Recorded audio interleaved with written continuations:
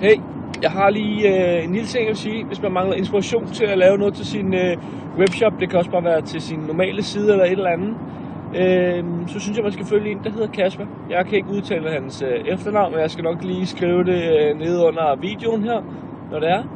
Man skal følge ham på Twitter og på hans blog. Jeg skriver hans Twitter-profil og hans blog. Hans blog hedder vist noget med 7x.dk eller sådan noget. Noget af den stil, ellers måske er det 6x, det kan jeg ikke huske. Noget af den stil i hvert fald. Han er en, man kan samle rigtig meget inspiration fra. Det er helt vildt. Han har lige lavet en side, som skal højst sandsynligt linkbuilde til hans webshop, der hedder shopwithsocks.com. Han har lige lavet siden sokker-sorte.dk, og det er simpelthen den fedeste måde at lave linkbuilding på, synes jeg. Lave en hel side kun om sorte sokker. Der er faktisk kun én side, og så skal man simpelthen derinde, der kan man vælge størrelsen på din sokker, så bliver du smidt direkte ind på hans side i den størrelse, du bruger i sokker, og det er kun sorte sokker, der så kommer frem. Det er super fedt. Fed måde, han har lavet det på. Selve designet, som han har lavet på den side, det er også super fedt. Totalt enkelt, men det er super fedt.